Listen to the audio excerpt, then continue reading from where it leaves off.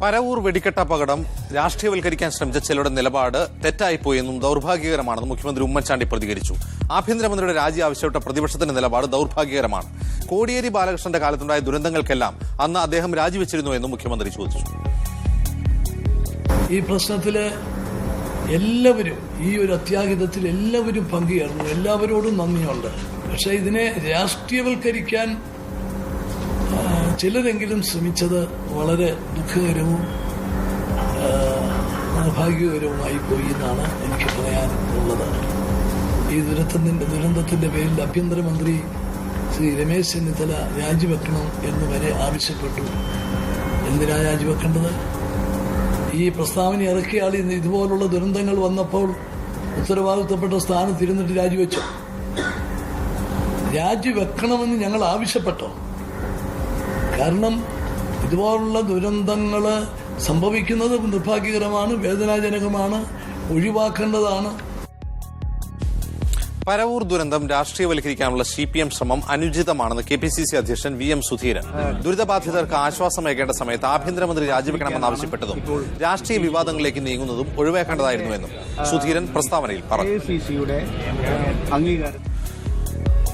പരവൂർ വെടിക്കെട്ട് ദുരന്തത്തിന്റെ ഉത്തരവാദിത്തം സംസ്ഥാന സർക്കാർ ഏറ്റെടുക്കണമെന്ന് CPM പോളിറ്റ് ബ്യൂറോ അംഗം പിണറായി വിജയൻ. സംഭവത്തിൽ ആഭ്യന്തര വകുപ്പിനും ആഭ്യന്തരമന്ത്രിക്കും വീഴ്ച പറ്റിയിട്ടുണ്ട്. ആഭ്യന്തരമന്ത്രി ആ സ്ഥാനത്തിരിക്കാൻ യോഗ്യനല്ല. സർക്കാർ കുറ്റകരമായ നിലപാട് സ്വീകരിക്കുമ്പോൾ അതിന് കീഴിലുള്ള ഏജൻസികൾക്ക് വീഴ്ച സംഭവിക്കുമെന്നും പിണറായി വിജയൻ കൊച്ചിയിൽ പറഞ്ഞു. ആഭ്യന്തര വകുപ്പിനാണ് വീഴ്ച പറ്റിയിരിക്കുന്നത്. ആഭ്യന്തരമന്ത്രി സ്ഥാനത്തിരിക്കാൻ യോഗ്യനല്ല എന്നാണ് വന്നിടത്തോളം സംഭവങ്ങളിലൂടെ വ്യക്തമാകുന്നു. അപ്പോൾ ഹൈക്കോടതിയുടെ വിമർശനം സർക്കാരിനെതിരെയാണ് വലിയ തോതിൽ ഉയർന്നിട്ടുള്ളത്. അവിടെ നടന്ന കാര്യങ്ങളാകെ പരിശോധിച്ചാൽ സർക്കാരാണ് പലരെയും നിശബ്ദമാക്കിയത് എന്ന് കാണാൻ പറ്റും.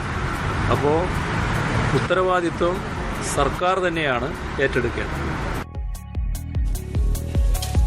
മാധവ് ഗാഡ്ഗിൽ കമ്മിറ്റി റിപ്പോർട്ടിന്റെ അടിസ്ഥാനത്തിൽ ഒരു നിലപാട് സ്വീകരിച്ചതിന്റെ പേരിൽ കത്തോലിക്ക സഭയുടെ എതിർപ്പ് നേരിടേണ്ടി വന്ന കോൺഗ്രസ് നേതാവാണ് PT തോമസ്.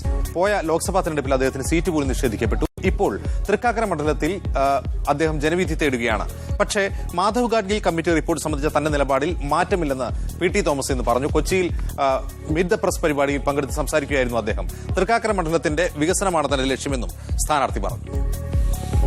ഗാഡ്ഗിൽ റിപ്പോർട്ട് സംബന്ധിച്ച് സ്വീകരിച്ച നിലപാടിന്റെ അടിസ്ഥാനത്തിലാണല്ലോ ഇടുക്കിയിലെ തെരഞ്ഞെടുപ്പ് രംഗത്ത് നിന്ന് മാറേണ്ടി വന്നതെന്ന ചോദ്യത്തിനായിരുന്നു PT തോമസിന്റെ പ്രതികരണം.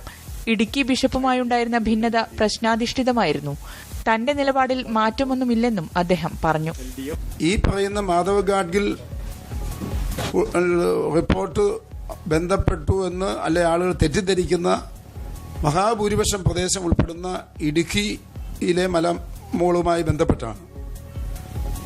എൻ്റെ നിലപാടിൽ ഇക്കാര്യത്തിൽ എറണാകുളം ജില്ലയിലോ അല്ലെങ്കിൽ വേറെ ഏതെങ്കിലും ഒരു സ്ഥലത്തോ ഒരു മാറ്റവും വരുത്തേണ്ട ഒരു കാര്യവും ഉണ്ടെന്ന് എനിക്ക് തോന്നുന്നില്ല. സിറ്റിംഗ് MLA മത്സരിക്കാത്തതുകൊണ്ട് മണ്ഡലത്തിൽ ഭരണവിരുദ്ധ വികാരം കാണുന്നില്ലെന്ന് LDF സ്ഥാനാർത്ഥി സെബാസ്റ്റ്യൻ പോൾ പറഞ്ഞു.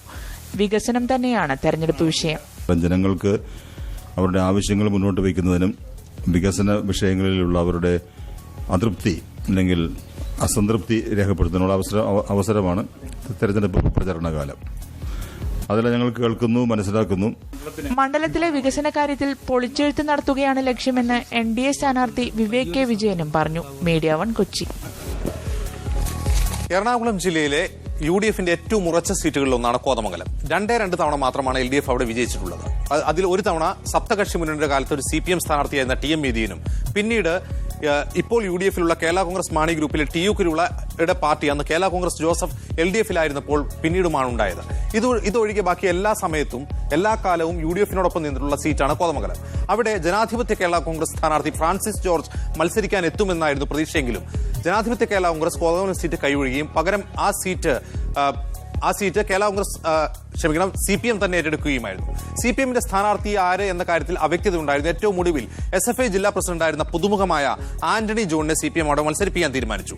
ഇപ്പോഴിതാ ഒരു ആന്റി ക്ലൈമാക്സ് പോലെ NDAയുടെ സ്ഥാനാർത്ഥിയായി മുൻ തമിഴ്നാട് അഡീഷണൽ ചീഫ് സെക്രട്ടറിയും റബ്ബർ ബോർഡ് ചെയർമാനുമായിരുന്ന PC സിറിയക് NDA സ്ഥാനാർത്ഥിയായി കോതമംഗലത്ത് മത്സരിക്കാനെത്തുന്നു. ഇതോടെ ഇതുവരെ ഇല്ലാത്ത തരത്തിൽ കോതമംഗലത്ത് ഒരു ത്രികോണ മത്സരം ഉറപ്പായി കഴിഞ്ഞു. PC സിറിയക്കിന്റെ സ്ഥാനാർത്ഥിത്വത്തിന് പിന്നിൽ NDAയിലെ PC തോമസ് വിഭാഗമാണ്. PC തോമസിന്റെ പ്രേരണയിലാണ് PC സിറിയക് തിരഞ്ഞെടുപ്പ് രാഷ്ട്രീയത്തിൽ ഇറങ്ങാൻ തീരുമാനിച്ചത്. കർഷക സംഘടനയായ ഇൻഫാമിന്റെയും റബ്ബർ കർഷക സംരക്ഷണ സമിതിയുടെയും ഭാരവാഹിയായ PC സിറിയക്കിന്റെ സ്ഥാനാർത്ഥിത്വത്തിലൂടെ കാർഷിക മേഖലയിൽ അനുകൂല പ്രതികരണം സൃഷ്ടിക്കാനാവുമെന്ന് NDA കണക്കുകൂട്ടുന്നു. ഇതിനോടകം പ്രചാരണ പ്രവർത്തനം ആരംഭിച്ച സിറിയക് ഇടതു വലതു മുന്നണികൾ സ്വീകരിച്ച കർഷക വിരുദ്ധ നയങ്ങൾ ഉന്നയിച്ചാണ് വോട്ട് അഭ്യർത്ഥിക്കുന്നത്. ഇതുപോലുള്ള പൊതുപ്രവർത്തന മേഖലയിൽ പൊതുജന പ്രതിനിധിയായിട്ട് ഇവിടെ പ്രവർത്തിക്കാൻ ഒരവസരം കിട്ടിയാൽ തീർച്ചയായിട്ടും ഇതുപോലെ തന്നെ ആത്മാർത്ഥമായിട്ട് പ്രവർത്തിച്ച് മുൻ അനുഭവത്തിന്റെ വെളിച്ചത്തിൽ നേടിയെടുത്ത അനുഭവ സമ്പത്തിന്റെ അതൊരു മുതൽക്കൂട്ടായി വെച്ചുകൊണ്ട് കൂടുതൽ നല്ല കാര്യങ്ങൾ ജനങ്ങൾക്ക് വേണ്ടി ചെയ്യാൻ കഴിയും. PC സിറിയക്കിന്റെ തെരഞ്ഞെടുപ്പ് പ്രചരണത്തിന്റെ നേതൃത്വം PC തോമസ് ഏറ്റെടുത്തിരിക്കുകയാണ്. കോതമംഗലം ഉൾപ്പെടുന്ന മൂവാറ്റുപുഴ പാർലമെന്റ് മണ്ഡലത്തിൽ ഇടതു വലതു മുന്നണികൾക്കെതിരെ മത്സരിച്ച് വിജയിച്ച ചരിത്രവും PC തോമസിനുണ്ട്. സിറ്റിംഗ് MLA TU കുരുവിളയാണ് UDF സ്ഥാനാർത്ഥി. പുതുമുഖമായ ആന്റണി ജോണാണ് LDF സ്ഥാനാർത്ഥി. PC സിറിയക്കിന്റെ വരവോടെ കോതമംഗലത്ത് ഇക്കുറി അരങ്ങേറുക വാശിയേറിയ ത്രികോണ മത്സരമായിരിക്കും. മീഡിയ 1 കൊച്ചി. മണ്ഡലം നിലനിർത്താൻ LDFും പിടിച്ചെടുക്കാൻ UDFും ഇറങ്ങുമ്പോൾ പോരാട്ടം പൊടിപാറുകയാണ് ബാലുശ്ശേരിയിൽ. കുന്ദമംഗലത്തിന് പകരം കോൺഗ്രസിൽ നിന്ന് മുസ്ലിം ലീഗ് ഏറ്റെടുത്ത സീറ്റിൽ UC രാമനാണ് അംഗത്തിനിറങ്ങുന്നത്. സിറ്റിംഗ് MLA പുരുഷൻ കടലുണ്ടിയാണ് LDF സ്ഥാനാർത്ഥി. തദ്ദേശ തെരഞ്ഞെടുപ്പിലെ നേട്ടം നിയമസഭാ തെരഞ്ഞെടുപ്പിലും ആവർത്തിക്കാനാകുമെന്നാണ് BJPയുടെ പ്രതീക്ഷ. കാലങ്ങളായി ഇടത്തേക്ക് ചാഞ്ഞുള്ള പരിചയം മാത്രമേ ബാലുശ്ശേരി മണ്ഡലത്തിനുള്ളൂ. ജില്ലയിലെ ഏക സംവരണ മണ്ഡലമായ ബാലുശ്ശേരിയിൽ ഇടതുമുന്നണി സ്ഥാനാർത്ഥി പുരുഷൻ കടലുണ്ടി പ്രചാരണത്തിൽ സജീവമാണ്. മണ്ഡലത്തിലെ കഴിഞ്ഞ 5 വർഷത്തെ വികസന നേട്ടങ്ങൾ തന്നെയാണ് പ്രധാന പ്രചാരണായുധം. വികസനം ജനങ്ങളുടെ മനസ്സിലേൽക്കണം, അത് മനസ്സിലുണ്ട്. അതുകൊണ്ട് വലിയൊരു പ്രൊപ്പഗണ്ട ഒരു പ്രകടനം നമുക്ക് ആവശ്യമില്ല. അതുകൊണ്ട് തന്നെ ഞാൻ കഴിഞ്ഞ തവണത്തേക്കാൾ വലിയ ഭൂരിപക്ഷത്തിന് വിജയിച്ചു വരും എന്നാണ് എന്റെ പ്രതീക്ഷ. സംവരണ മണ്ഡലമായ കുന്ദമംഗലത്തു നിന്നും 2 തവണ നിയമസഭയിലെത്തിയതിന്റെ പരിചയസമ്പത്താണ് UDF സ്ഥാനാർത്ഥി UC രാമന്റെ കരുത്ത്. മണ്ഡലം പിടിക്കാനൊരുങ്ങി തന്നെയാണ് UC രാമനെ UDF കളത്തിലിറക്കിയിരിക്കുന്നത്. എല്ലാ വിഭാഗം ആളുകളും 2 കൈയും നീട്ടി സ്വീകരിക്കുന്നതായിട്ടാണ് എനിക്ക് അനുഭവപ്പെട്ടത്. ബാലുശ്ശേരി നിയോജക മണ്ഡലത്തിൽ ഒരു മാറ്റത്തിന് വേണ്ടി കൊതിക്കുന്നുണ്ട്. ആ മാറ്റത്തിന് വേണ്ടിയുള്ള ആളുകളുടെ താല്പര്യം UDFന് അനുകൂലമായ വിജയത്തായി തീരും എന്ന കാര്യത്തിൽ തർക്കമില്ല. ബാലുശ്ശേരി മണ്ഡലം മുസ്ലിം ലീഗിന് വിട്ടു നൽകിയതിൽ പ്രതിഷേധിച്ച് കോൺഗ്രസ് വിട്ട PK സുപ്രനാണ് BJP സ്ഥാനാർത്ഥി. അസംതൃപ്തരായ കോൺഗ്രസ് പ്രവർത്തകരുടെ പിന്തുണ സുപ്രന് ലഭിക്കുമെന്ന പ്രതീക്ഷയും BJPക്കുണ്ട്. വെൽഫെയർ പാർട്ടി സ്ഥാനാർത്ഥി ശശീന്ദ്രനും പ്രചാരണത്തിൽ സജീവമാണ്. PL Kiran, media 1 Kozhikode. കേരള ബാലറ്റിൽ ഒരിടവേള.